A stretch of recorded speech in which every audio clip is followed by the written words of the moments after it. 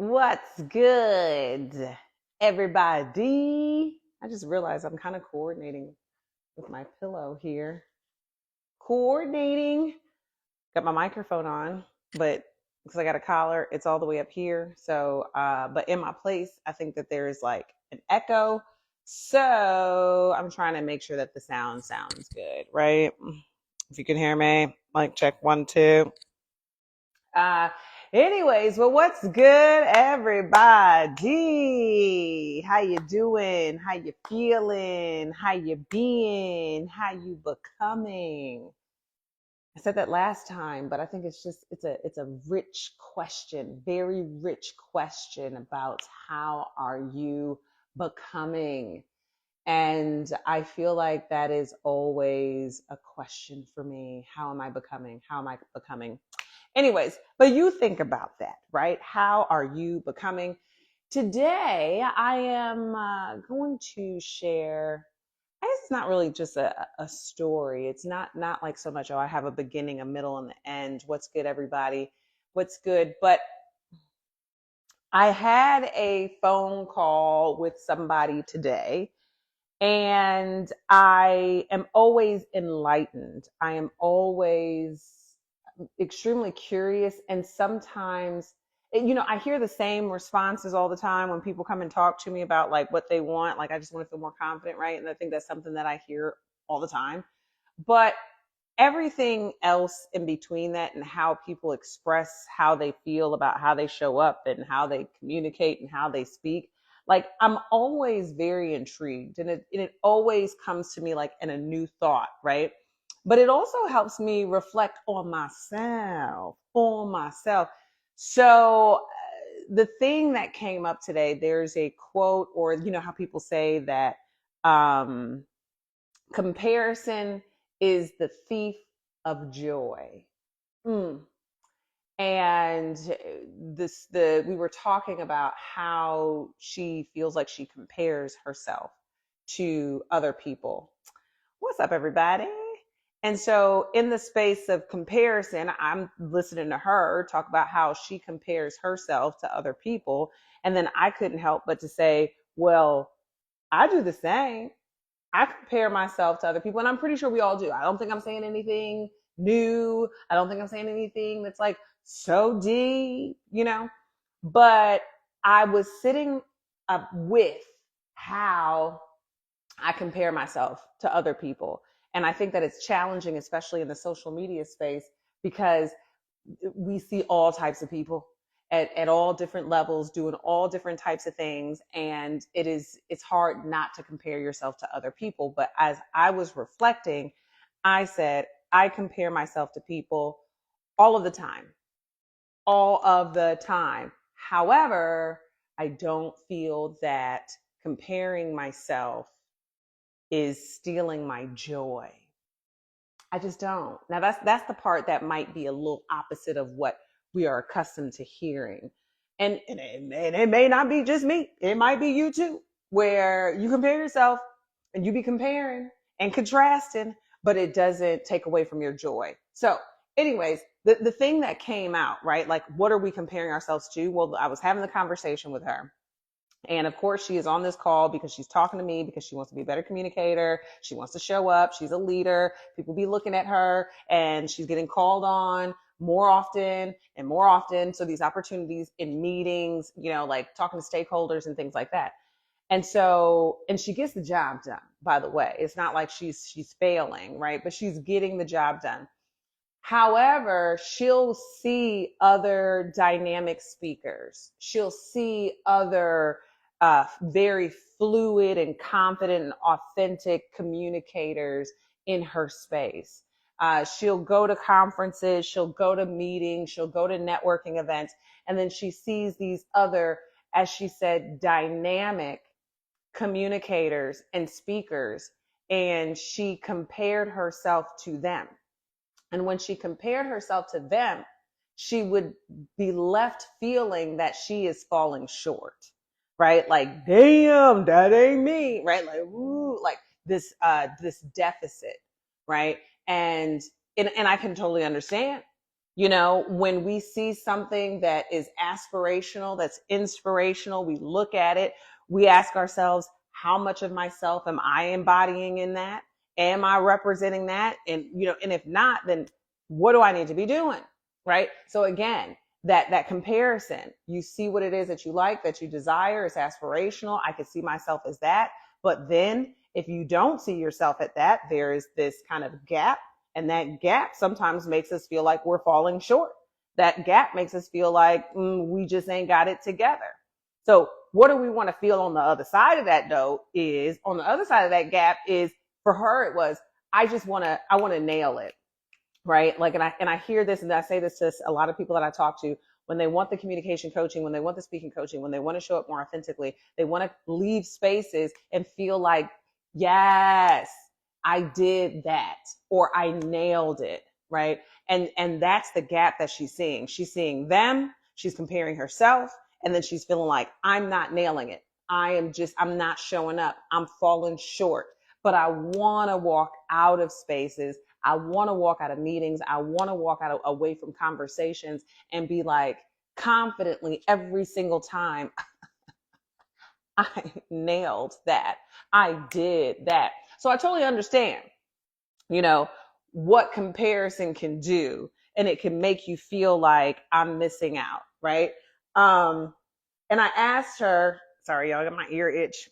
And I asked her, I said, well, you're saying that they have that, because that's usually what we do with comparison. You're saying that they have that. What is that they have that you feel like you don't have?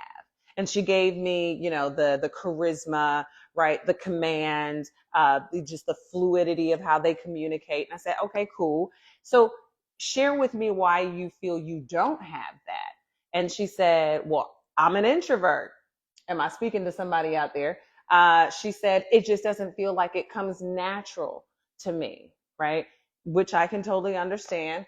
And she just feels like because I strive so much for success and for excellence, my level of excellence is so high. It's like, can I even meet it?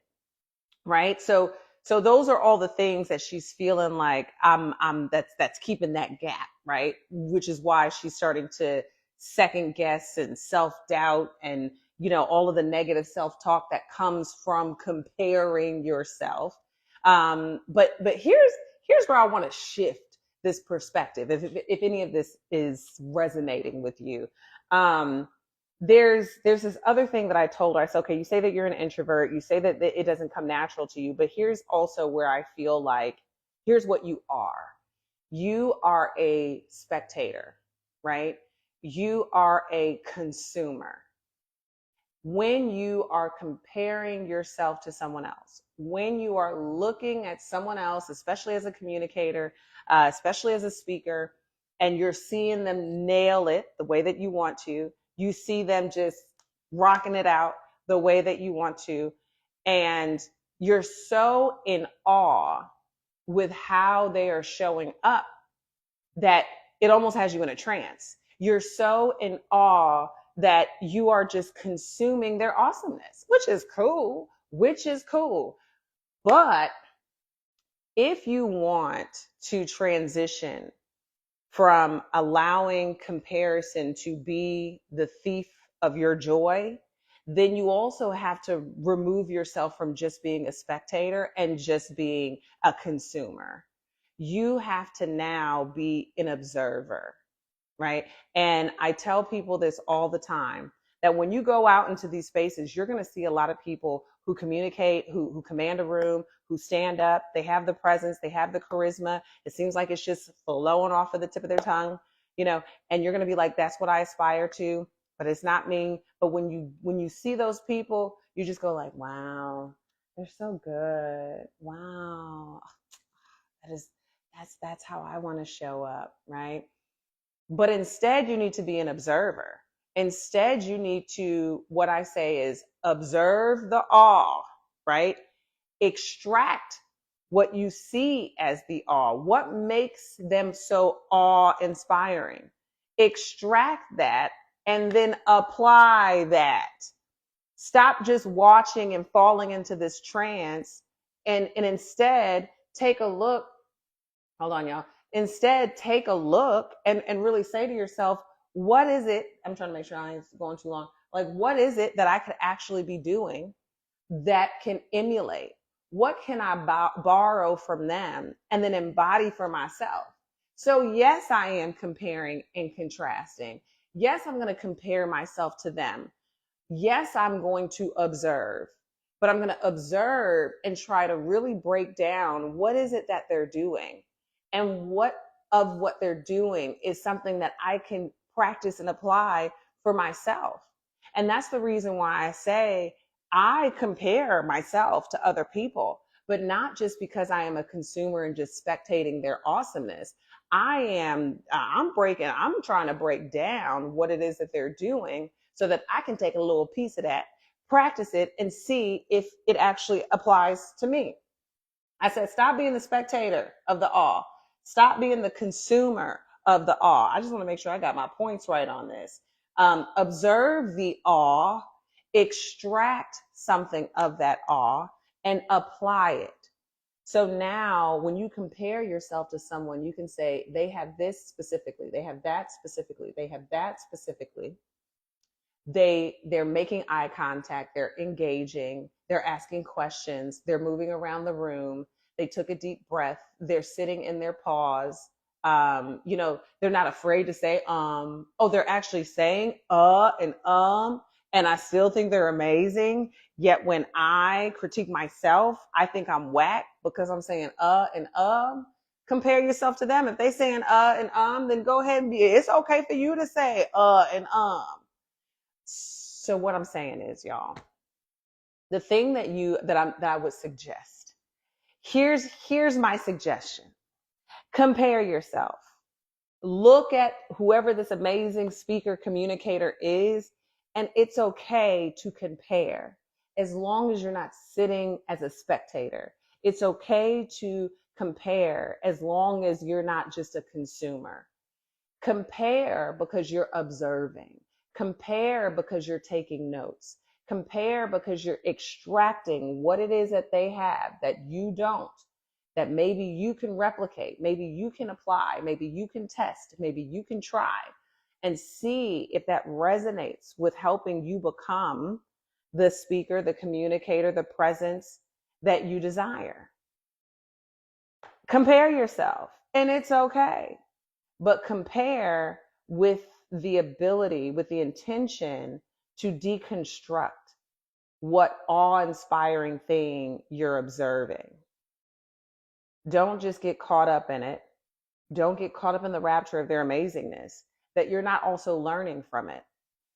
I always tell people, yes, I'm talented, but the reason why I am as what you see today is because I am skillful.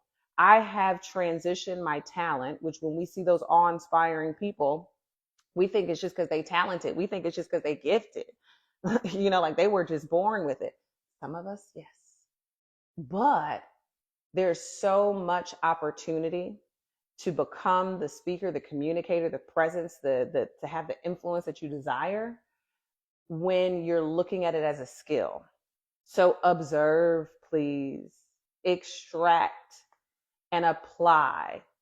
Then it ain't just comparing and contrasting and leaving yourself with that gap.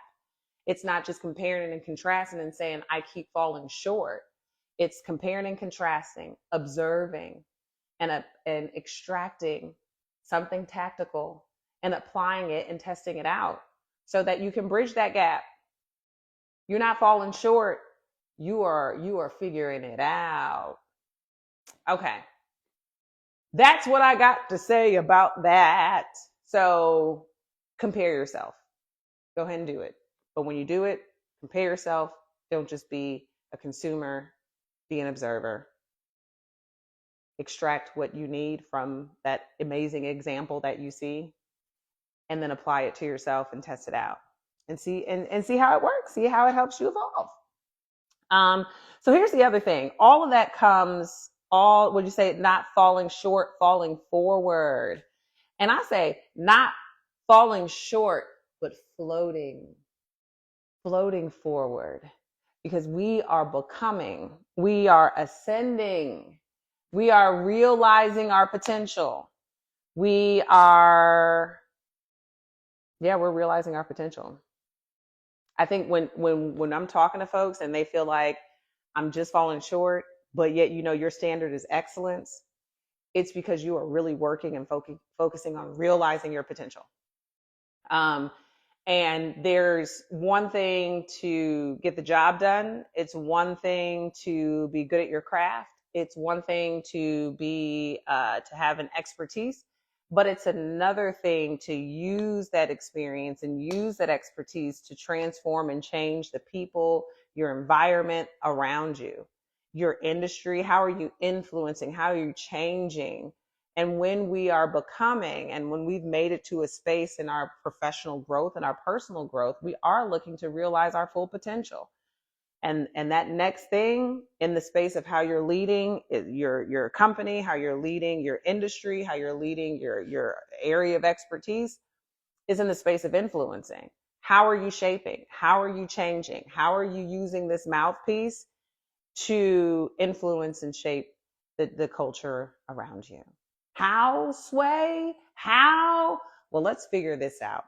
My call to action to you, outside of go ahead and compare yourself, is but hit the link in my bio, and there is a leadership influence assessment. Over the years, I have accumulated experiences. I have accumulated data points, conversations, all of the nuanced steps, because there are some steps in this, and what it is to grow and exercise your influence. What we use is communication as that vehicle to grow and exercise your influence. But as a leader, it's good to build that space of self-awareness to really identify. Again, don't be just a spectator of your own development. Observe. And part of that observation can be done by taking that assessment. So click the link in the bio, take the assessment, and then DM me. Let me know what your score was, and let's have a conversation, or just be within the community. So yeah, that's all I got, y'all. That's all I got. Thank y'all for tuning in.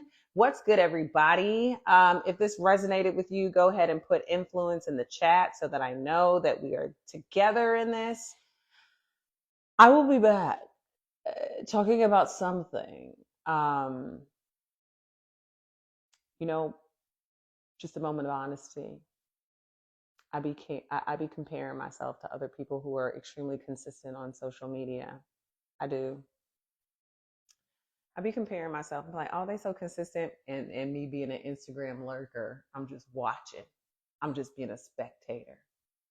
Instead, not only am I observing, but I am extracting some of the things that they're doing, just showing up. This little janky ass microphone, I don't even know if it even is working that well. I don't know if it's really doing what it's supposed to do. Anyways, but I'm applying it. We all compare ourselves, and it's okay to compare yourself. I say compare yourself, but don't be a consumer of who you're comparing to. Don't just be a spectator. Observe, extract, and apply. Peace out, y'all.